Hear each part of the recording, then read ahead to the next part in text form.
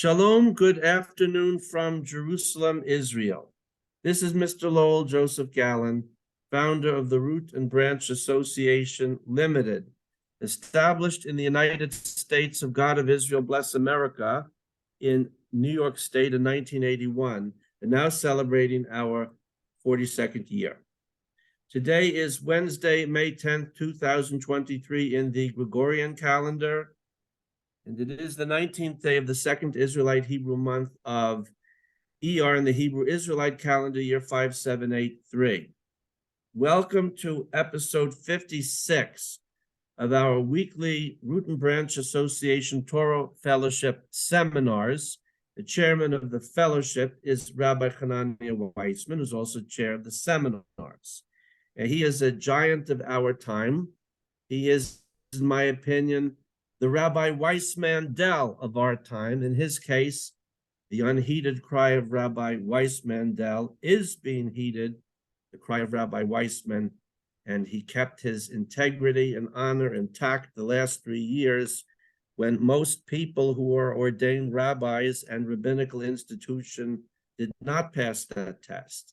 And for me, for myself, hosting these seminars, it's not a good enough to talk the good line. You got to talk. If you want to talk the talk, you got to walk the walk. I don't know who made up that expression, but it says what I want to say. Okay, so before we begin, let me do my rainmaking bit. Please support our work. Please support Hananiah's work. You can go to his website, buy his book, subscribe to get his email essays. You can subscribe to his Rumble channel and also to his Telegram channel. And maybe there's something else I don't know about it. You'll see it when you have a look. And we, of course, welcome our studio audience from Jerusalem, from Paris, and another one, I'm not sure from where, but anyway, a friend. And please support yours truly's work to build our Hebrew Bible-based Fifth Israelite Monarchy broadcasting network from Jerusalem, Israel, to honor the God-land Torah and people of Israel and all humanity. Regarding the Fifth Israelite Monarchy, see the book of Daniel, chapter 2, verse 44. Click on the links below. And now, without further ado, I'm handing over the mic to our chair, Rav Hananiah. It's all yours. Thank you, Lowell. Welcome, everybody. We got a lot of material to cover today. I will try not to speak too quickly, but if necessary, try to listen quickly, because I really want to pack it all in. This is another double parsha. Both of them are fairly short, but there's a lot to talk about. Behar, Bechukosai. We're going to jump right into it. Parshas Bahar is Perek Chaf Hey in Sefer Vayikra, chapter 25. We'll start at the very beginning. Vaydaber Hashem al Moshe Bahar Sinai Lamor. Hashem spoke to Moshe at Har Sinai, saying, Daber al Bnei Israel, speak to the sons of Israel, v'amar ta alehem, and say to them, Ki sovohu el haaretz asher ani nosein lochem, when you come to the land that I am giving you, v'shavisa haaretz shabbos la Hashem. The land shall rest, the land shall stop, a Shabbos for Hashem. So the very first mitzvah that we're talking about over here, Hashem is giving the Jews an instruction when you come to Israel, not enough that you're just going to keep a Shabbos once every 7 days. Once every 7 days, you're not going to work. You're not going to have your usual routine, but you're going to stop for Hashem and engage more in spiritual matters. But also, once every 7 years, you're going to have an annual Shabbos for an entire year. Now, we're going to see a theme. We're going to go through this parsha very quickly, mostly just with the Psukim alone. We'll see some Rashis and other Mefarshim along the way, but you're going to see just with the Psukim alone this theme of everything is counterintuitive. If you're a capitalist, if you're trying to make as much money as possible, or even to make a decent living following the ways of the world, everything we're going to see here goes against that. It's counterintuitive. It goes against logic and reason. And yet, of course, this is Dafka, the way Hashem wants us to live. And this is the actual source of blessing. This is the only way that we'll be able to make a living, at least as a people. There's always exceptions on a personal level. But as a nation, the only way that we get the blessings is through keeping the Torah. So again, the first thing we're told here, imagine that you're a Jew and you're standing in Har Sinai, you're very new to the Torah, and Hashem is now giving you this way of life that's going to be for you and for the entire nation. He tells you, work for 6 days. Every 7th day, you stop working. You say, okay, that's, maybe in natural means, that means I'll earn 1/7 less money. Now, of course, that's not true, because we trust in Hashem that all the money we're meant to earn, we will earn during the times that we are allowed to work. You're not going to earn extra money by working on Shabbos. But let's say your faith is not quite so strong. So you say, look, most people can work for 7 days if they choose to. I'm limited to working only 6 days. So therefore, it stands to reason, if we take a gold standard scientific study over a long period of time, it should turn out that people who keep Shabbos will earn 1/6 less money than people who don't keep Shabbos, because they have 1 day less every week to work. He says, okay, I can tolerate it. Maybe I'll work extra hours the other 6 days. I'll work really hard. I'll be very industrious, and I'll be able to make up for that 1 day a week that I'm losing. Now Hashem says, I got another idea for you. You're going to take off an entire year. Once every 7 years, you're taking off an entire year of work. Now that's a much more difficult challenge. How many people can earn enough money or save up enough money every 6 years to cover a year of a sabbatical, to just not work for an entire year? And yet that is what Hashem is commanding the Jews to do right off the bat. When you come into the land, I got news for you. Every 7th year, you're not going to work. Okay, he says 6 years you will work. The 7th year, you have to let the fields lie fallow, etc. We're going to skip ahead to Pasuk Ches, verse 8. Because it gets even better. Let's say the Jew is able to tolerate this, to stomach this idea. Okay, we'll work really hard during 6 years. We'll store up our food. We'll become preppers, right? We'll save up. At least we have 6 years to work, and we know that 7th year, that year of famine possibly is coming. I'll be able to save up during the 6 years. Hashem says, no, I'm not done with you yet. Pasuk Ches, verse 8. V'safar tolacha sheva shebesos shanim. You should count 7 years, 7 cycles of 7 years. Sheva shonim, sheva pamim, 7 years, 7 times, 49 years. Right? So you will now have these seven cycles of 7 years. You'll count 49 years. And then what? In year 50, you will blow the shofar in the 7th month on the 10th day of the month.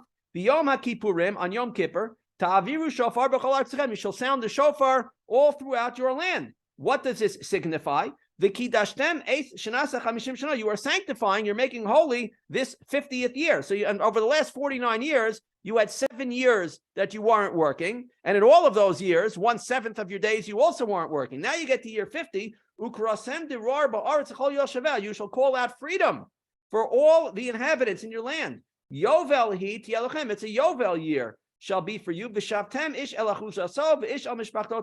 every man shall return to his inheritance, and every man shall return to his family. Meaning, as we'll see also later on, if you purchased land from somebody who sold his inheritance in Israel, most likely due to poverty, again, as we will see later on, you purchase someone's land and you become a big landowner. In year 50, you have to give the land back scot-free to the person you bought it from, so he can now have his inheritance back, which means the most that you can be when you're buying land is a long-term tenant. It's basically a long-term rental. We're calling it a purchase, but you know it's going back every Yovel. So if you buy the land with 5 years going until Yovel, you know you're only going to have that land for 5 years. Obviously, you're going to purchase it accordingly. You're not going to pay, top dollar if you know you only have it for that period of time. But either way, you have a maximum of 49 years to have that land in your possession, and then you have to give it back to the previous owners. Similarly, if you have a Jewish servant, not really a slave, slavery is not a good word for it. If you have an Eved, a Jewish Eved working for you, so normally you have 7 years working, he works for you for up to 7 years. We saw earlier, if he stole money and can't pay it back, so the basin will sell him to you as a slave, or if he's poor and he voluntarily sells himself to you as an Eved for room and board to try to earn a little money and get back on his feet. So you can only have him work for you for up to 7 years. However, if Yovel comes along in the middle, let's say year 3 happens to be the 50th year of the cycle, he automatically goes free. So again, you are spending money on land, you're spending money on servants, you're having people work for you, trying to build up equity for yourself, and now every Yovel comes along, you got to send him free as well. But it gets even better if you're this big capitalist tycoon. Pasuk Yud Aleph. Yovel hi shnasa 50 shana tiyelach, and the 50th year shall be a Yovel for you. Lo sizra'u, you shall not plant. Below sixeru es sifichea, below sifteru es nisirea, and you shall not harvest the plants, meaning you can't hoard and store everything for yourself. You have to leave it out for anybody who wants to gather. It's hefker, it's free for anybody, and you shall not gather the grapes. You got to leave everything. Everything is open to all. So just as in the Shemitah year, every 7th year, you can't work the fields and you can't gather in the harvest for yourself. Also in year 50, which means you have 2 years in a row, every 50-year cycle, year 49 is a regular Shemitah, and then year 50 is a Yovel. So you have 2 years in a row where you can't plant.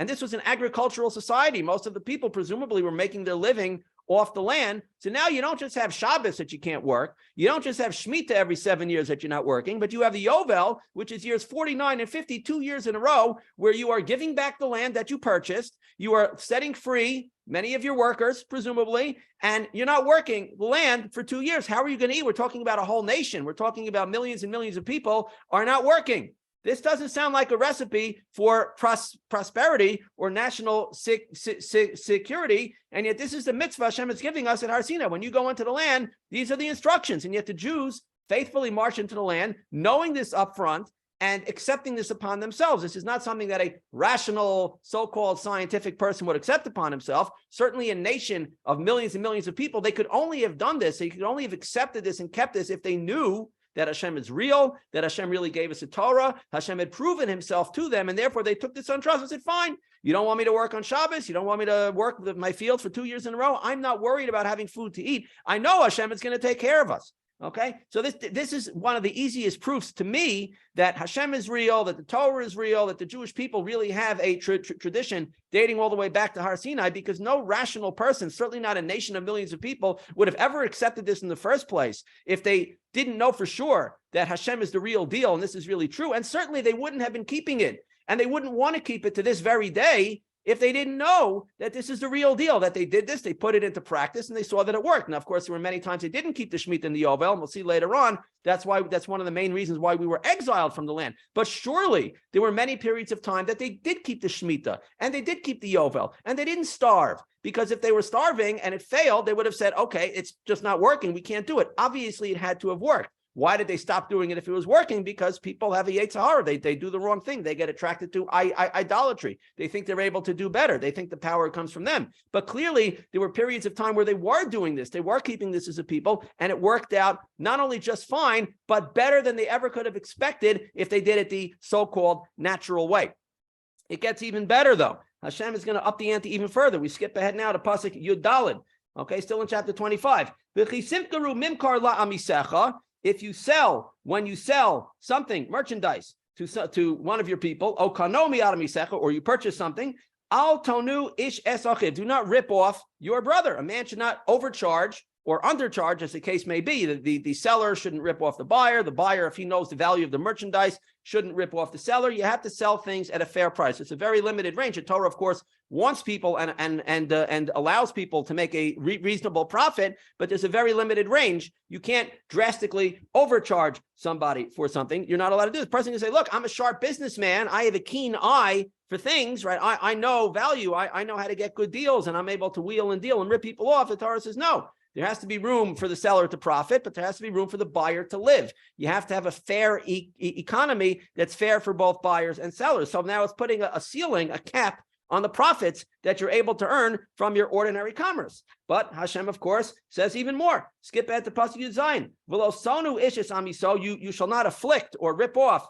We'll see in a moment, this means something slightly different than what we saw in the previous pasuk. You shall not rip off your fellow man. You shall be afraid, you shall fear your God, because I am Hashem your God. As I talked about last week, when it concludes a mitzvah by saying, I am Hashem or fear Hashem, it's teaching you something else. It's amplifying it in some way. So Rashi says over here, below sonu ishes amiso, kan his here al onas devarim. Here, the Torah is warning you about something called onas devarim, which means hurting people with words, which may mean in a monetary sense, you are giving people words, you're telling people something that may cause them to lose money, or just in general. Shalo yaknit es chavero, you shall not provoke your friend, say hurtful things to him. Below yashienu eitza she'eno genetzo, you shall not give him advice that is not appropriate for him, whether it's business advice, that would fit with the context of this section. You shouldn't give him bad business advice that would cause him to lose money, but even in general, in the dating world, I talk and write about this a lot. People just willy-nilly give people advice off the cuff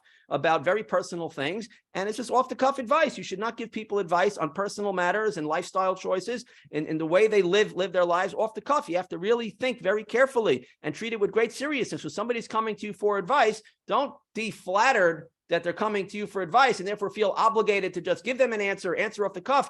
Maybe you're not capable, maybe you're not qualified of giving them an answer. If you are, think about it very carefully first, because otherwise you're violating this mitzvah. You're not allowed to give somebody advice that is not suitable for him. According to the ways and the benefit of the one giving him the advice, meaning maybe the advice is good for you, but it's not good for him. Maybe it's something that would work for you in your life, but it's not something that would work for him in his life. Or maybe you're giving him that advice because you want to profit off him in some way. You want him to lose money, and then he's forced to sell his property, and then you'll jump in and buy the property from him.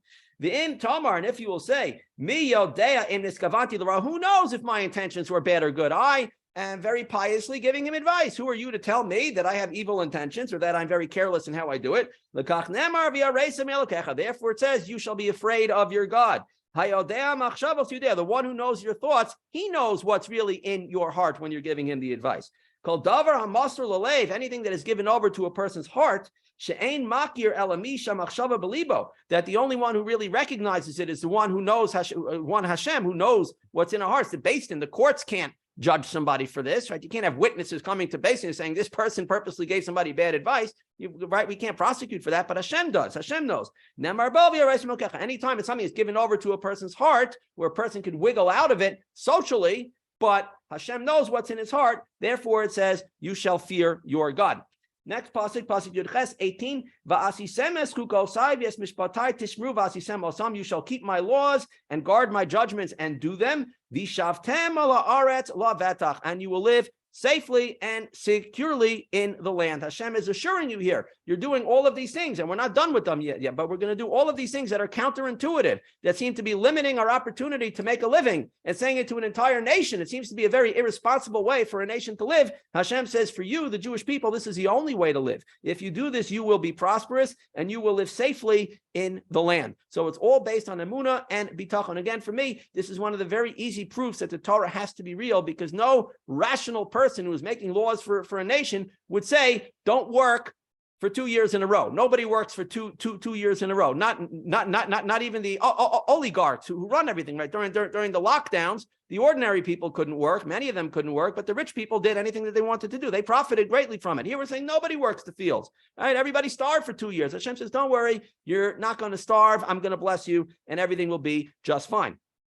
All right, let's continue. V'nasna aretz pirya, the land will give forth its fruit. Va'achaltem lasova, and you will eat to satisfaction. V'shavtem lavetach aleh, and you will live peacefully, safely, and securely on land. Because again, when a land is in famine, that's very dangerous for national security. Because first of all, a lot of people are going to leave the land for economic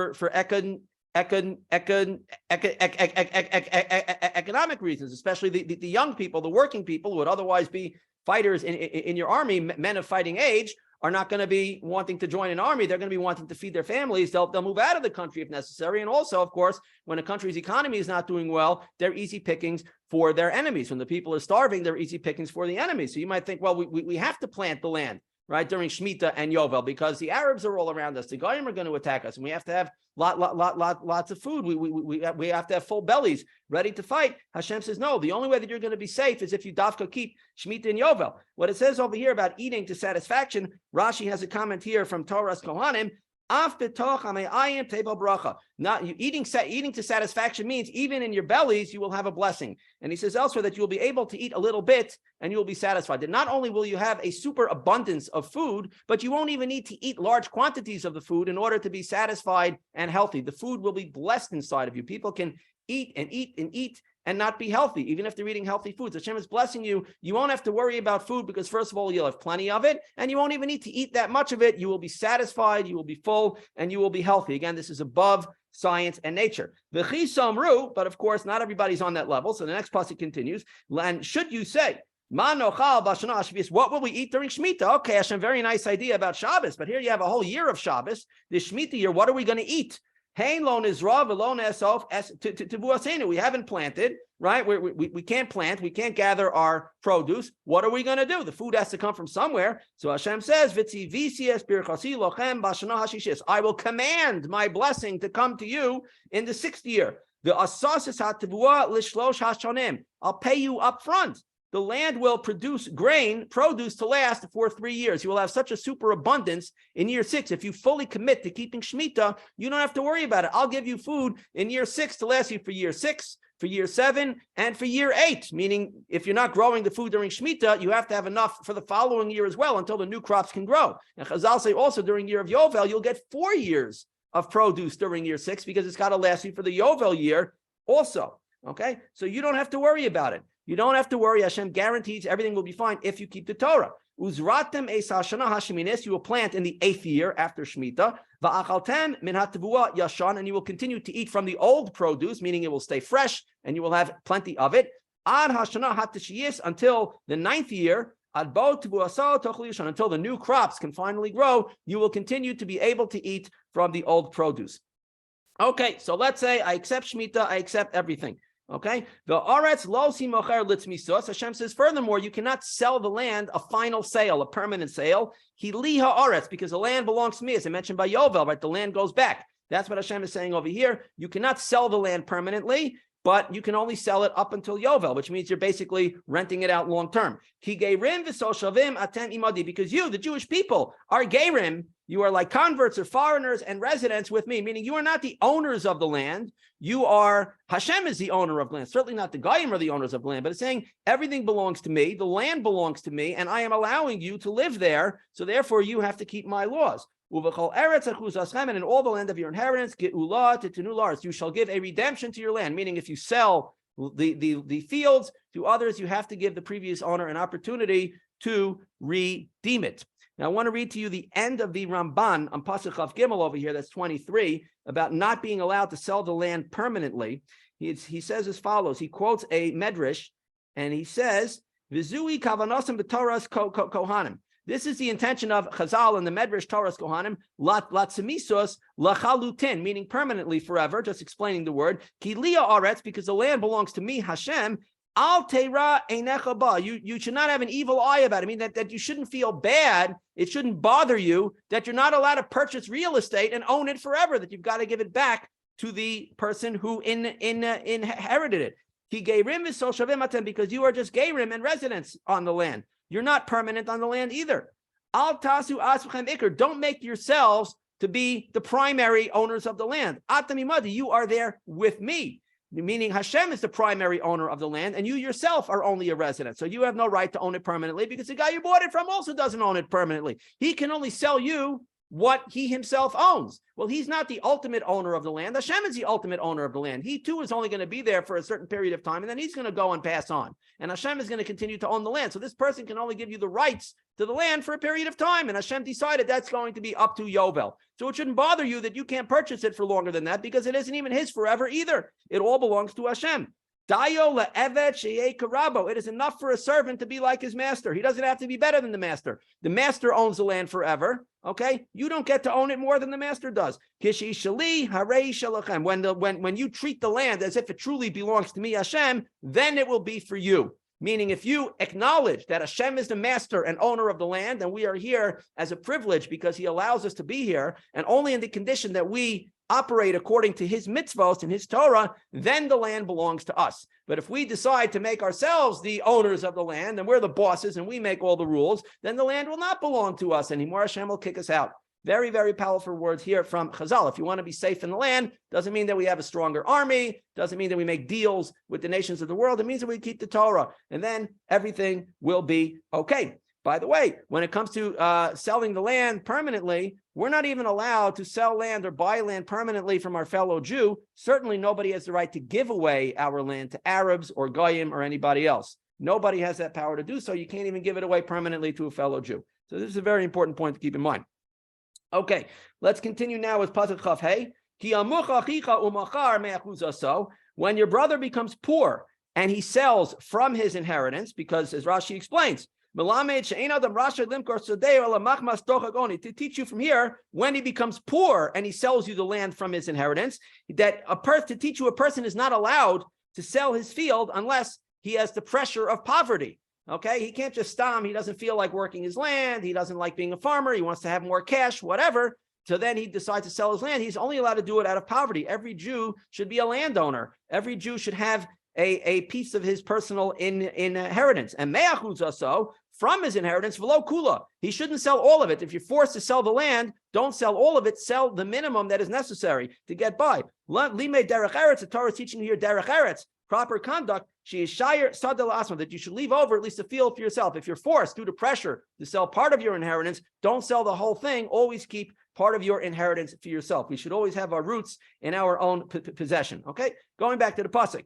Uvago alo akarove love. So when your brother is forced to sell at least part of his land because of poverty, then his redeemer should come. A relative, somebody close to him, should come. Vigo al eis mim karachiv, and should redeem that which his brother sold. Buy back the land for him. Keep it in the family. So now again, you're this capitalist, and your brother doesn't know how to get out of his own way, and therefore he falls on hard times, and he's got to sell his land. You say, why should I intervene? This guy doesn't know what he's doing. Why should I spend my own money to purchase back his land, even if I get to hold on to the land for a period of time? Why should I step in and spend my money on that? I have other ways of spending my money. The Torah says, no, it's very important to keep the family inheritance intact, right? And you have to step in. If your brother doesn't have the money to manage it, then you have to help him out and do it, okay? And it says further, let's say a Jew doesn't have anybody to do this for him,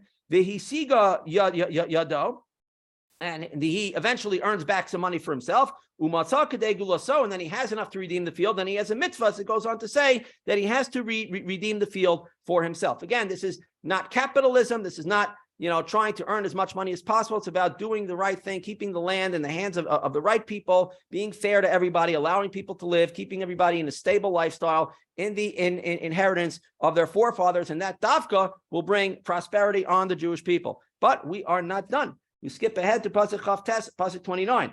Ve'ishki imkor beis moshav ir choma. If a man sells a residential house in a walled city, that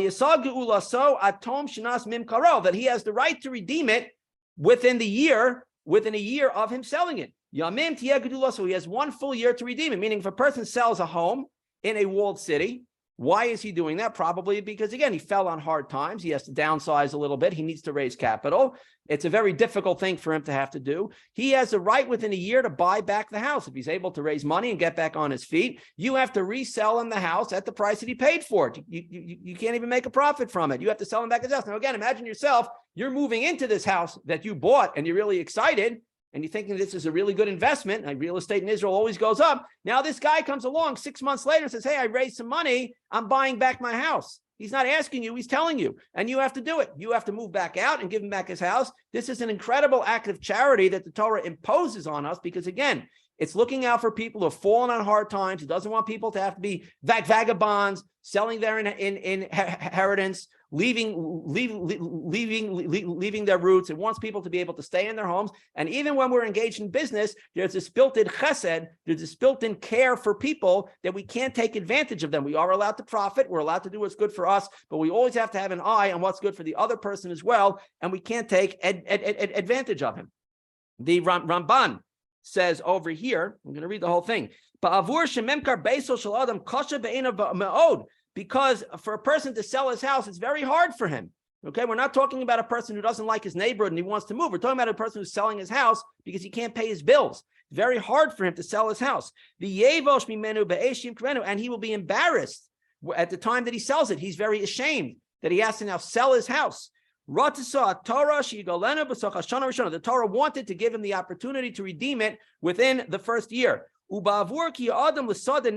because a person is a slave to his own field, meaning a person is basically a worker of his own field, that's where he gets his food and his livelihood from.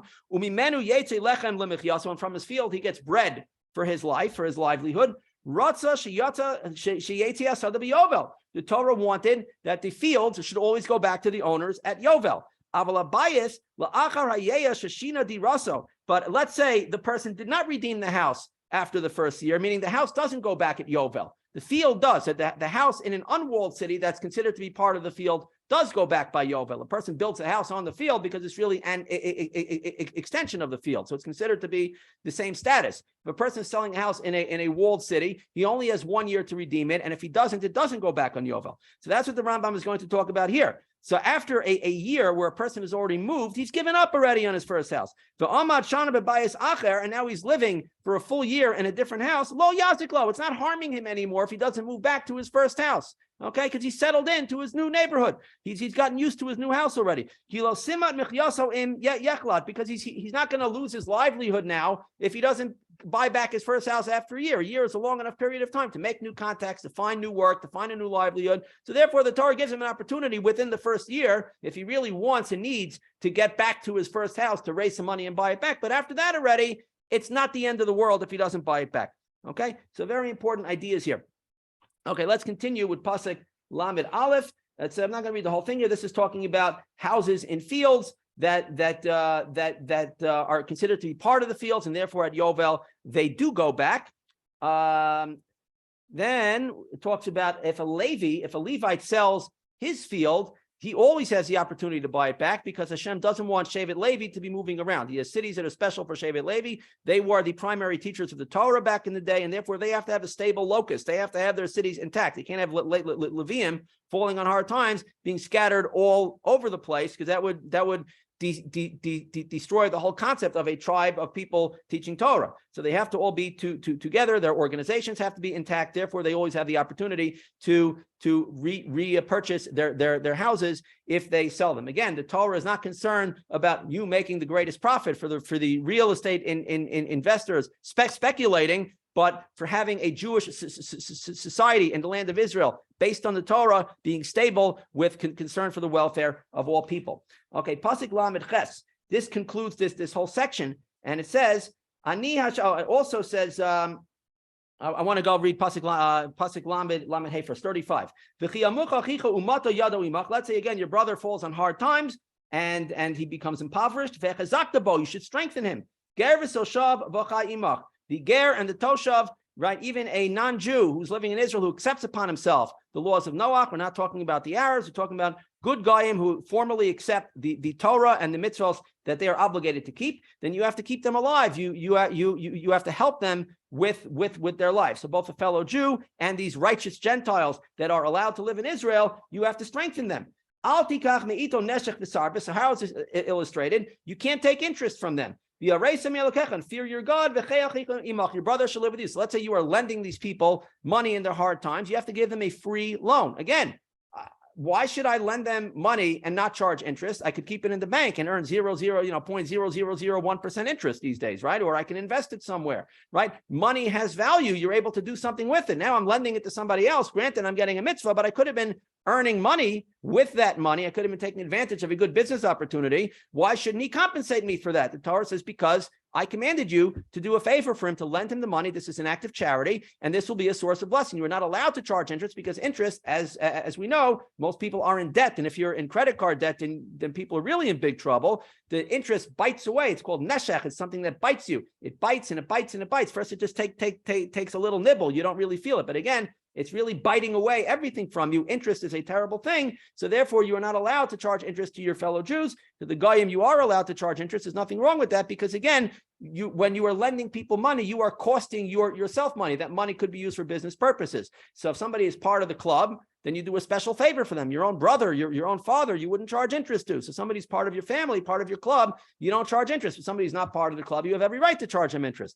Okay, it doesn't mean you charge them 1,000% interest, but you have a right to be compensated for the fact that you are lending money that you otherwise could have used for your own business purposes. But here, to somebody who is in your land, who's keeping the Torah, who's part of your extended family, you have to do this act of charity and give him a free loan because he's fallen on hard times, and you're not allowed to make any profit off of him. That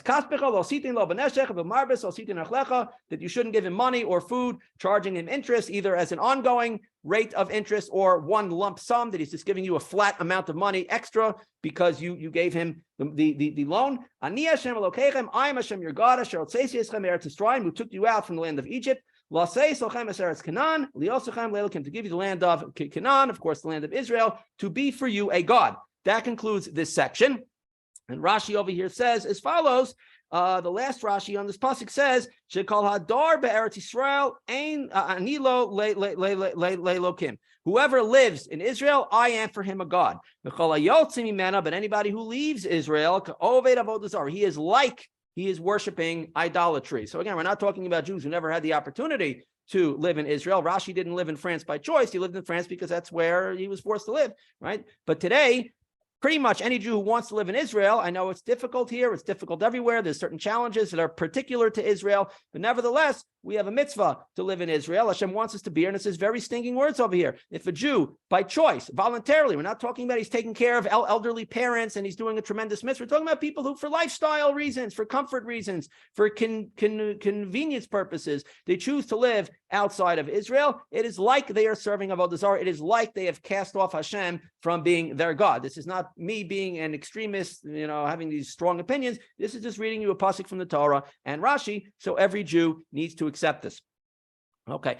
Next, pasuk lamed tes. If your brother becomes poor with you, v'nimkar lach, and he is sold to you as a servant, as a slave, lo savod bo avodas aved. You cannot work him as you would work a slave. So here we go again. Think about the theme of this parsha. We have Shabbos, we have Shemitah, we have Yovel, we have not being allowed to overcharge people, giving back land in Yovel for free, giving homeowners an opportunity to repurchase their land from you, all of giving people free loans, not charging interest, all the ways that Torah is going against capitalism or unbridled capitalism. Now it says, okay, your brother became poor and you purchased him as a servant. You can't work him like a servant. Rashi explains, what does it mean, avodas aved, the work of a servant? Avodah shel genai, work that is shameful. That it should be obvious. Everybody sees that he is a servant.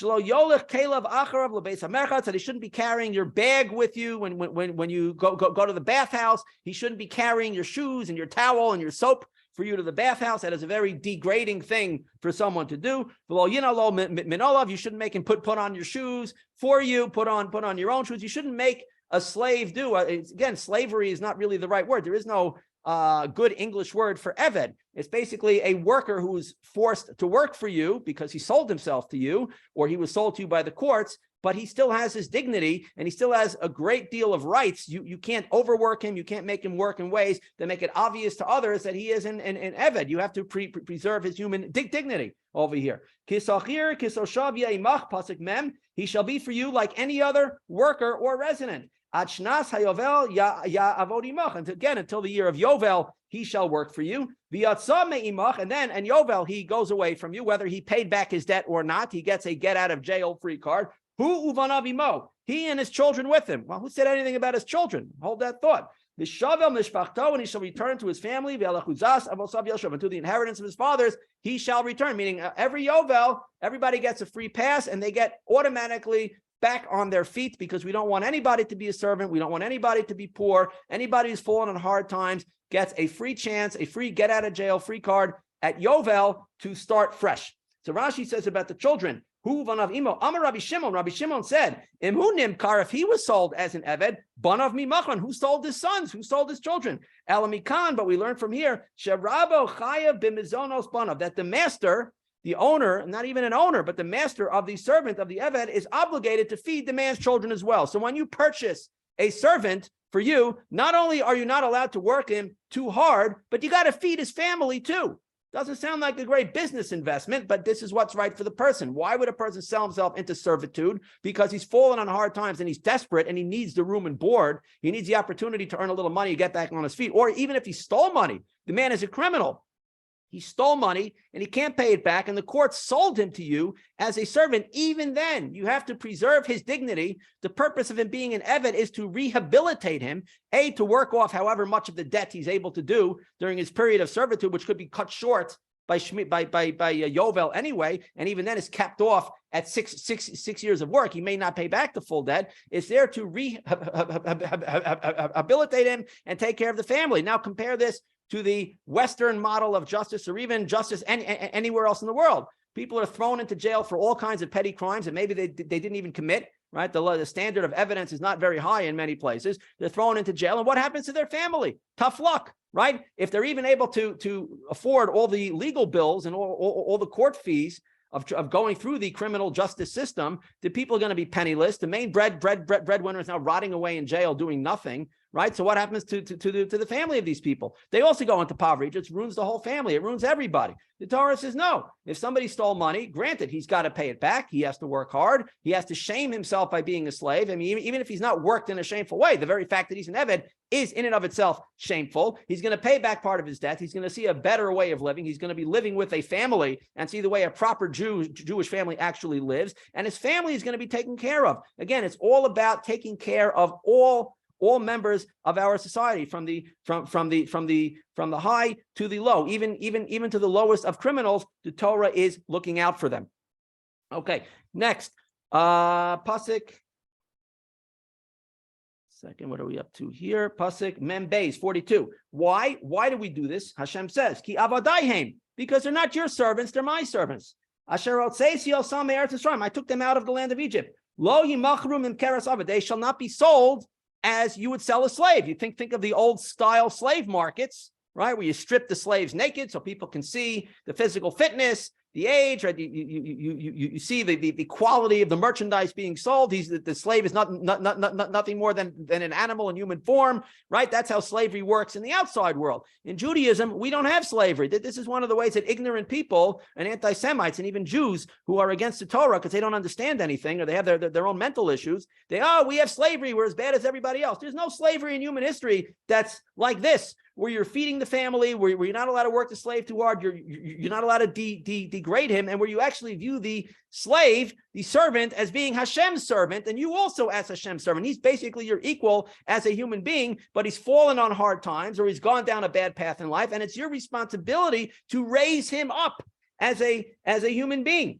And Rashi says, Ki avadaihem, because they are my servants, shtari kodem, my bill of sale came first. You didn't purchase him, I purchased him. He's my slave. He works for me. Lo yimachrum im keres avid. What does it mean that you can't sell him on the slave market as we would normally think of slaves being sold? Behachrasa, by making a public announcement. Slave for sale, slave for sale. Kanye Shevet Limkar, here we have a slave for sale. Lo yamidenu evan alekach, that you can't put him up on this platform, the stone that they had where the slave would get up on the stone so everybody could take a good look at him, right? To test him out, give him a physical workout, see how good he is. You can't do that publicly because that's shameful. You don't do that to a servant of God.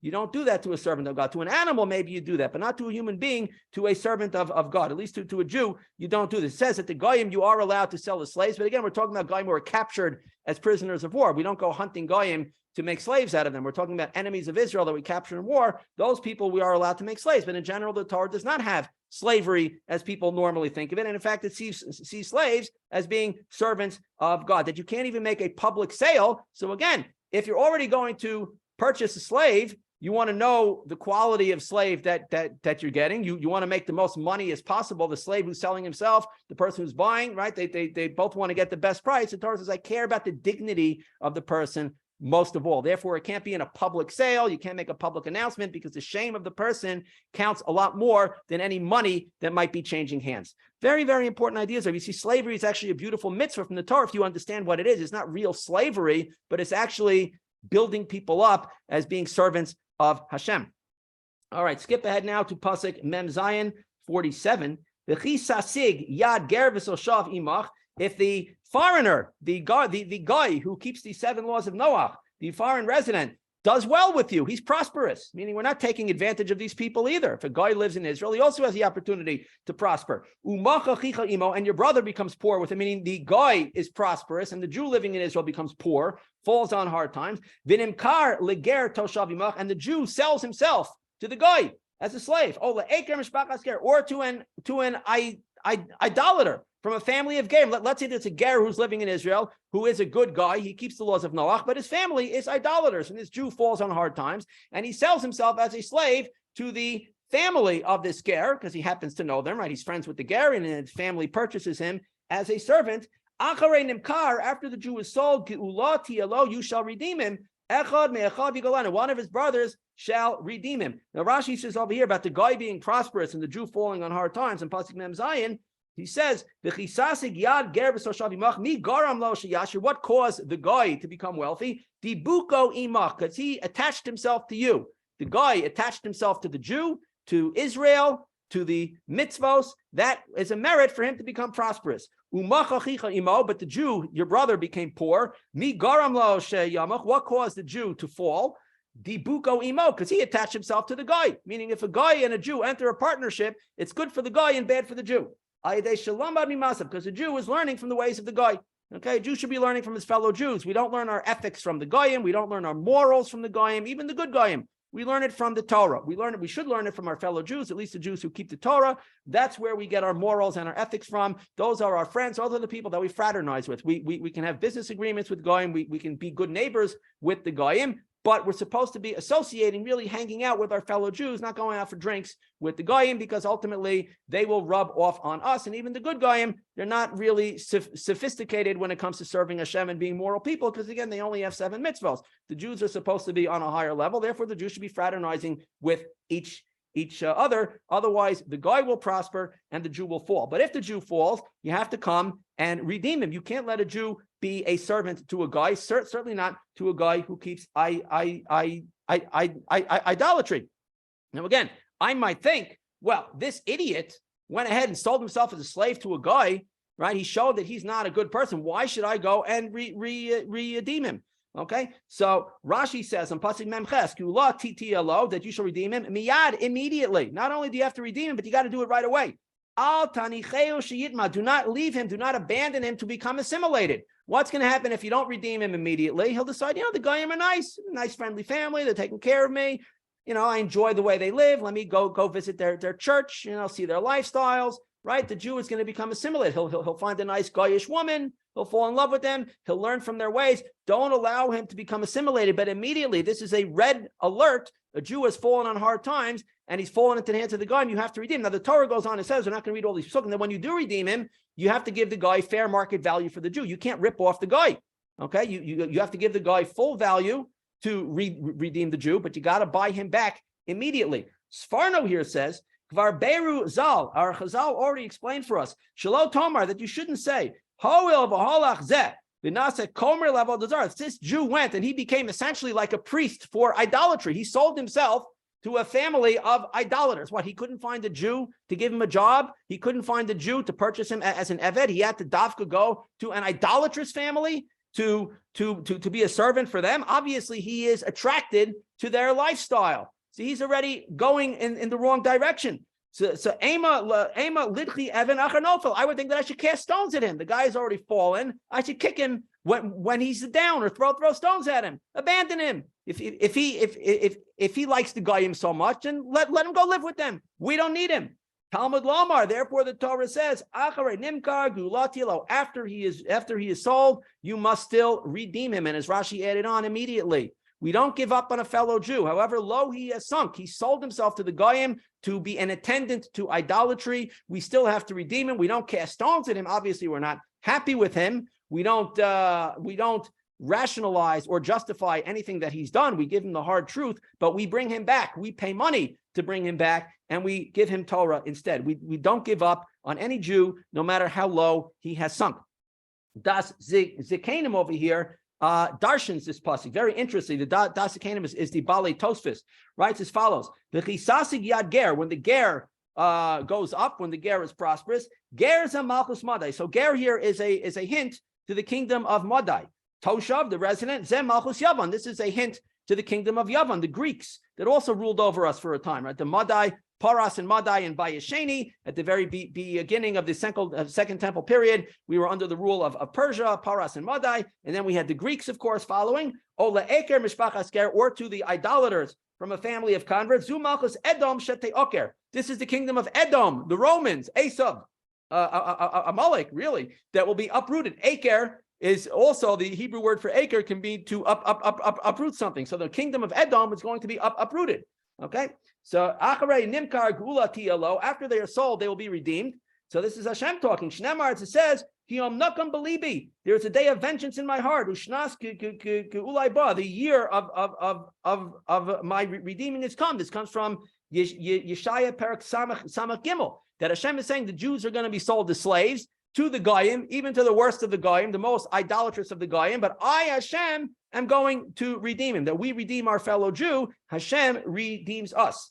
Echad me'echad yigalenu, continues to das Kanim, one of his brothers will redeem him. Nira li, it seems to me, dahainu HaKadosh Baruch Hu, this is Hashem. Hashem is referring to himself as our brother. Jew echad ve'echad, that Hashem is one. It says echad me'echad, one of our brothers. Hashem is one. Shema Yisrael Hashem Elokeinu Hashem echad. Hashem is one ve'echad, and he's also, at least in a certain context, considered to be like a brother. Shnemar lamana chai v'rei, for the sake of my brothers and my friends. Hashem is seeing us as a brother. Of course, Hashem is up here and we are nothing, but in this context, it's like a brother looking out for his fallen brother. We are the fallen brothers. We have fallen from where we should be. Hashem is going to redeem us. Hashem is going to save us. That's the hint that we have from this parsha.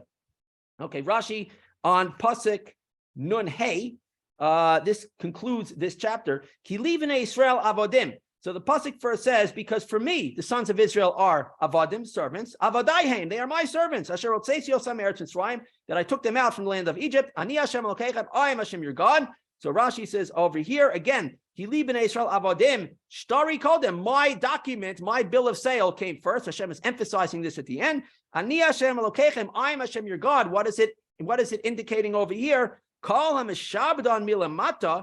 Anybody who enslaves the Jews, or the Jews are subservient to down in this world, ki'ilu mishabdan milamala. It is as if they are keeping them subservient in the spiritual sense, in the upper sense. Israel and the Jewish people are meant to be free. We are not meant to be subservient to any nations of the world on any level. And anybody who enslaves the Jews, the modern state of Israel, they love pandering after the Goyim, and even the Jews themselves, they feel it's necessary to pander to the Goyim, to the other nations of the world. Israel can't survive if we don't play politics and play the game and kiss up to everybody. Hashem says straight out over here, if the Jews are subservient to any other nations, then it's like they are spiritually being subservient as well. The Jew has to think only in terms of the Torah, only in terms of Hashem. And if you already have other masters, then you have to please them. And sometimes pleasing your other masters means you can't please Hashem. It doesn't always work. So Jews have to be free people, free to serve Hashem, not subservient to any of the Goyim.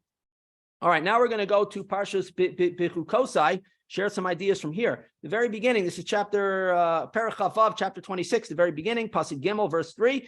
In Bechukosai telechu, if you go in my laws, you follow halacha, the ways of my laws, ves mitzvosai tish meru vasisem osam, and you guard my mitzvos, you guard my commandments, and you do them.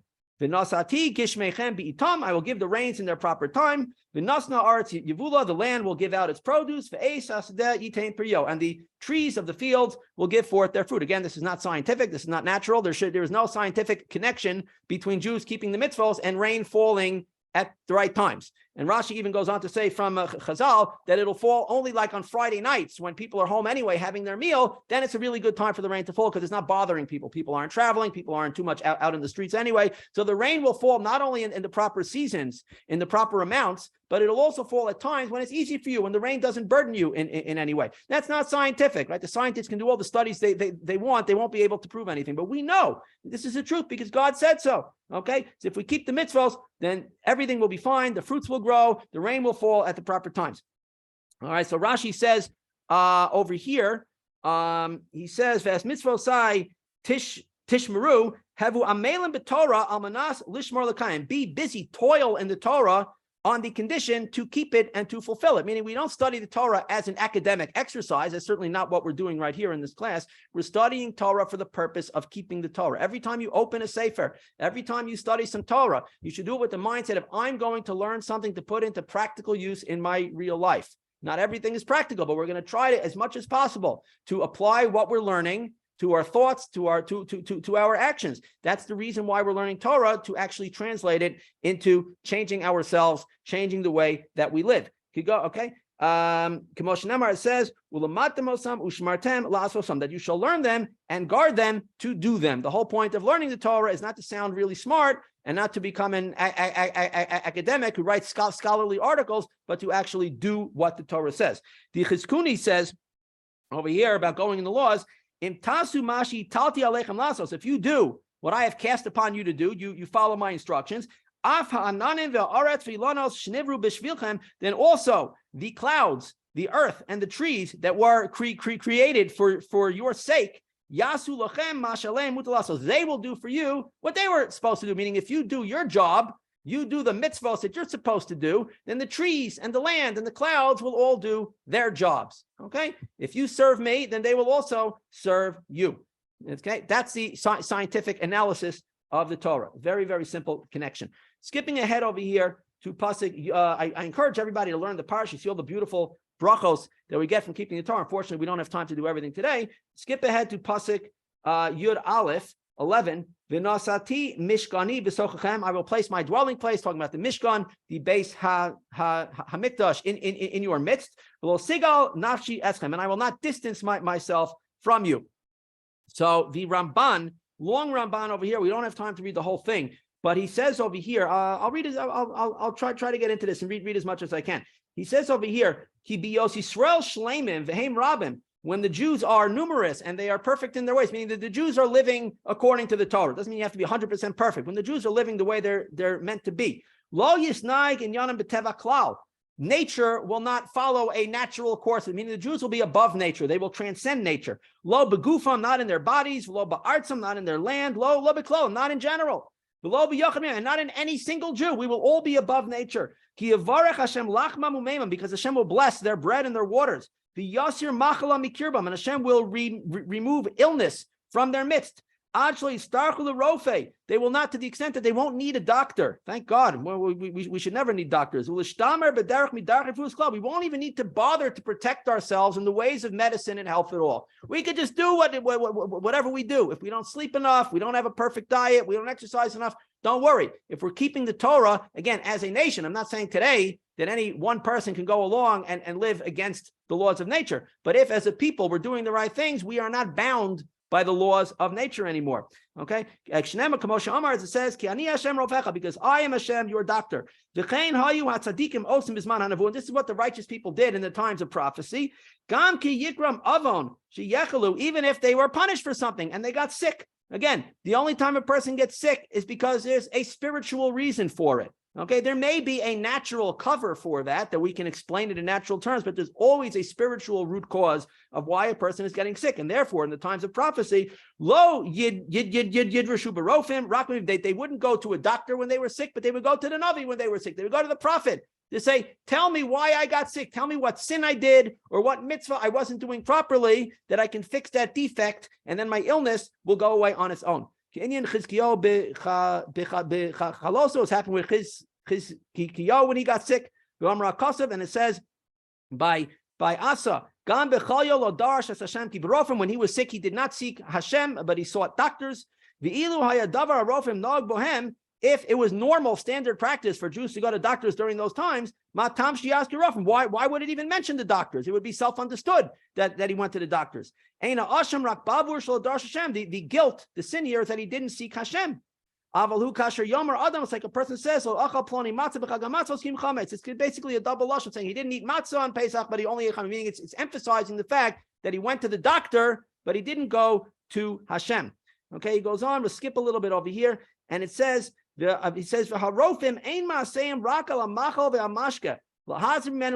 job of the doctor, the only job of the doctor is to instruct people about how to eat and drink, how to live a healthy lifestyle, to give people orders on how to live, not to do invasive surgeries, not to do experimental procedures, mess around with people's DNA, transhumanism, gene altering, all this garbage that they're doing today. That is not in the realm of doctors. The job of the doctor is to tell people how to live healthy lives. And so they said, the Molach Rabbah, all 22 years that Rabbah, the great sage, was the leader of the Jewish people, Rav Yosef, Rav Yosef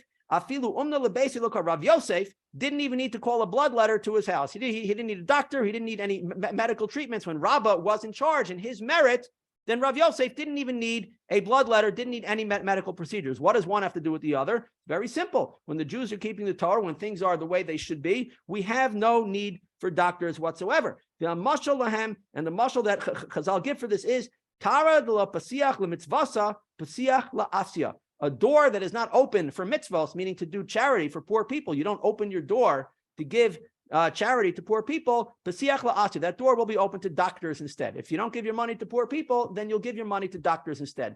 Okay? Very, very simple mashal from Chazal, but of course, very, very deep in meaning.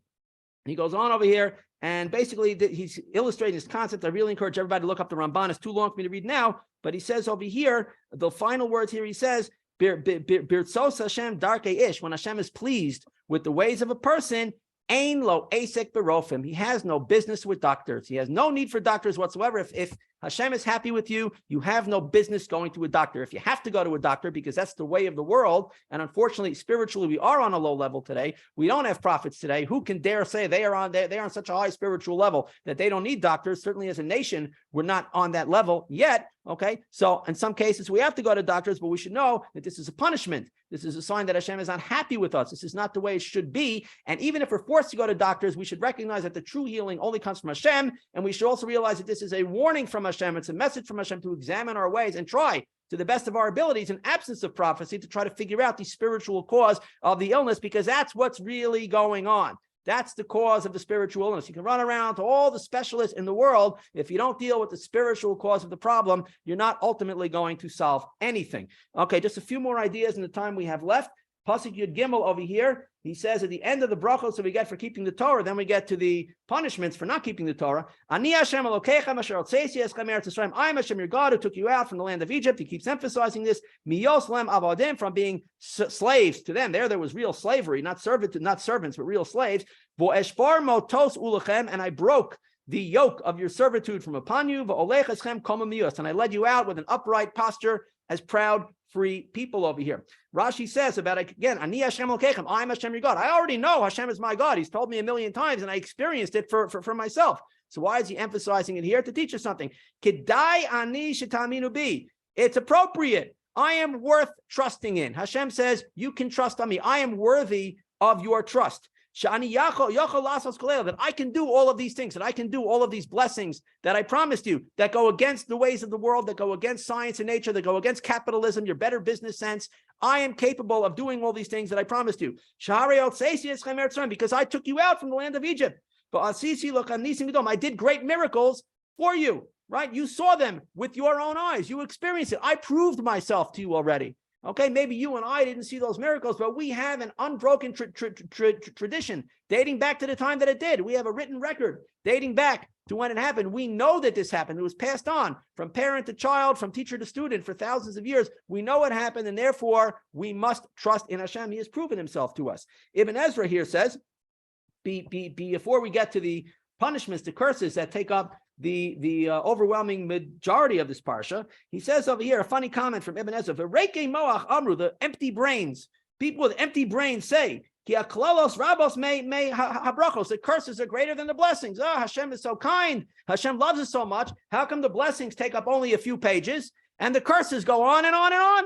Right? Hashem doesn't like us so much. Hashem isn't fair. Below Amru Emes, they didn't speak the truth. As usual, the people who criticize Hashem and the Torah are empty-headed people. Rak nemru abrachos klal. The brachos are said in general. V'nemru b'klalos pratim, but the curses are said in great detail. So it seems like they're more. They're not greater in quantity, but Hashem is spelling them out in much greater detail. In order to intimidate, to cause the listeners to be afraid. You spell out all the gory details of all the bad things that are going to happen. That will frighten the people, the unsophisticated people that are not inspired by the blessings. They also need a little bit of a stick to hit them once in a while. So they'll hear all those shocking, horrible things that will happen if they don't keep the Torah. Hashem spells it out in great detail. And one who looks carefully, one who looks for himself, will see that my words are true. That you'll see that the brachos are more numerous. The blessings are more numerous than the punishments, but he only spoke of them in general terms. Okay, Pasuk Tesvav 15. We get to the beginning of these curses and punishments. If you reject my laws, you are disgusted by my laws. If you distance my judgments, my mitzvos from your lives, to not do my mitzvos, to abrogate my covenant with you. So Rashi here says from Chazal that this is a progression over here.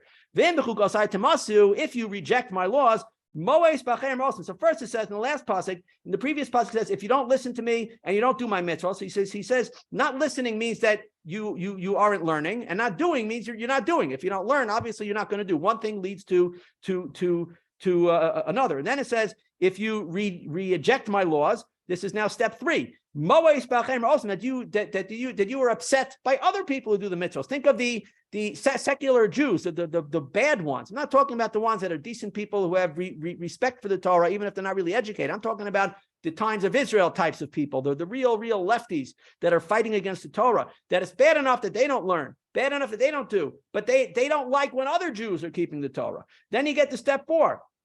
That you distance my laws from your heart, that you hate the sages, you hate the rabbis, you hate the Talmud, you hate the Torah, you hate the rabbis who teach Torah. That's step 4. Levilti asos, do not do them. That they try to stop other people from keeping the Torah, to get the government to pass laws against the Torah. And it continues. Now we get to step 6. As kol mitzvosai, all of my commandments, kofer shelo tivisim. Then he denies that God even gave the mitzvos. L'kach nemar as kol mitzvosai. Therefore it says all of my mitzvos. Below nemar as kol mitzvos. So it doesn't say all the mitzvos, but all my mitzvos, because these people are now saying Hashem didn't even give us the mitzvos. The rabbis made up all the mitzvos. People made up all the mitzvos. It was a social thing. Whatever, right? Hashem didn't give us the mitzvos, so therefore we can pass laws against them and look down on them and hate the people who do the mitzvos. L'hafrachem es brisi. This is step 7 when they sink to the lowest level to abrogate my covenant. Kofer be'ikr, that they deny even Hashem's existence. Eventually they sink from one level to the other. They start off simply by not learning and then not doing, and eventually they become a kofer be'ikr, that they deny everything about the Torah and everything about Hashem. They become full atheists. Just look around at the bad Jews. I'm talking about the really bad ones. They follow this order, and they've brought great curses upon the Jewish people. Okay, just 2 more ideas and we'll finish. Still in Perach Vav, that's chapter 26, Pasuk Lamed Beis 32.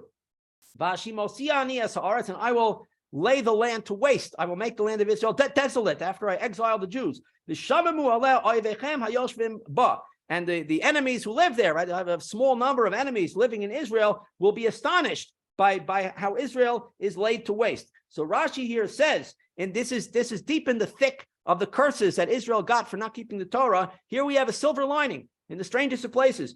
Zumi da tova li Yisrael. This is a good thing for the Jewish people, for Israel. Shelo yimsu oivim nachas ruach ba'artzam. That the enemies who try to inhabit Israel, the squatters who try to take over Israel, will not find any satisfaction in the land. It won't be easy for them. Shetei shomama miyoshveh. The land will not produce much for them. It'll be difficult. It'll be hard. Right? This is the famous Mark Twain that he wrote in the late 1800s when he visited Israel, and he was astonished how anybody could live here. He said the land is terrible. Nothing grows. It's horrible over here. And a few decades later, the Jews came back and the land opened itself up. Such bounty. You go to the shuk in Israel. You never saw such beautiful fruit in your life. Overflowing. No food shortages here. The Jews came back and the land is prosperous for the Jews. The land held back everything for thousands of years for the Goyim, that they should occupy Israel, but they should get no satisfaction from it. No Goy was ever able to make another country in the land of Israel. It's impossible that there will ever be a Palestinian state. My father told me this many years ago in the times of Yasser Arafat, may he burn in hell forever, when Israel was again trying to give itself away and make a Palestinian state. There never was and there never will be. Never within the biblical borders of Israel was there ever a different country. Okay, never. There were Goyim who occupied the land, but they were never able to make a different country by a different name in the land of Israel. There cannot be a Palestinian state. It says over here, the land of Israel only belongs to the Jews. So yes, we can be exiled for not keeping the Torah. The land can be desolate for a period of time. There can be Goyim occupying it, but it will always be a Jewish land. The land will only open itself up to the Jews, and it will only be called the land of the Jews. It will never be a Palestinian state. There cannot be a Palestinian state, no matter how much the Arab themselves want to give it away and try to create it. One thing will lead to another. It just can't happen. One more idea, and with this we will conclude. Skip to Pasuk Mem, Pasuk 40. This vaduas avonam v'asavon avosam. So in the end of the exile period, when the Jews are in terrible straits after receiving all the punishments that are outlined here, the Jews will confess their sins and the sins of their fathers, b'malam asher malu bi, with the treason that they transgressed against me, v'af asher halchu imi b'keri, and also that they went with me with happenstance. Today I feel like serving Hashem and keeping Torah. Tomorrow I don't. Today this mitzvah feels good. This mitzvah I like. This mitzvah I don't like so much. That's called serving Hashem b'keri. I happen to serve Hashem. This I like. This I don't like. Today I feel like it. Tomorrow I don't feel like it. Okay, and then it says afani elech imam b'keri. So I too will go with them with chance, happenstance. Today I'll watch over you. Tomorrow I won't watch over you. And I will bring them in the land of their enemies. Or then they will humble their uncircumcised hearts, and then their sin will be appeased. Now, Ramban, I'm not going to read the Ramban because we're kind of out of time. I'll just read the Chizkuni a little bit, but the Ramban says in the previous pasuk Mem, where the Jews confess their sins, I would expect the Torah then to say, well, the Jews confess their sins. Seemingly they've done tshuva. Hashem should be appeased and accept their tshuva and then bring the blessings upon them. But it doesn't say that. It says, I will go with them in happenstance. By chance, there's nothing by chance with Hashem, but he's speaking in the language that people can understand. He's not going to fully be taking care of us. He's going to be allowing us to be punished by our enemies. He's going to send us into exile until finally they humble their hearts. So the Chizkuni in a short comment spells out what's really going on over here. Even though they did in fact confess their sins, but they haven't humbled themselves and done tshuva. How many times people say, yeah, I did the wrong thing. Yeah, I didn't keep the Torah so well. Yeah, I wasn't really following Hashem. No. So what's the next step? Shape up. Do better. Work on yourself. Not enough just to confess the sin and then move on with life. You got to do the hard work of actually serving Hashem consistently, not by happenstance, not just doing the mitzvahs that you feel like doing, that feel good to you, that you fully understand. You can't fully understand every mitzvah anyway, but at least in your own limited mind, you think you fully understand it. It makes sense to you. You got to take the whole package. You got to serve Hashem, be striving to serve Hashem all the time. If you just do a little bit here, a little bit there, Hashem will be taking care of you a little bit here and a little bit there. You have to humble the uncircumcised heart. He says, then I will remember you. When you stop being so arrogant and think that you're the master of the world, that you can decide the best way to live, that you're smarter than Hashem, that you can make a better way of life than the Torah. When you circumcise your uncircumcised heart, when you humble yourself, then Hashem will bring the Jews back, and that is what we are waiting for. Okay, I'm done for today. We got through it all. Lowell, you want to send us home? So we want to, is it working? Yes. We want to thank Rav Hanania for another inspiring lecture. We lost the connection for a moment. Here it comes back.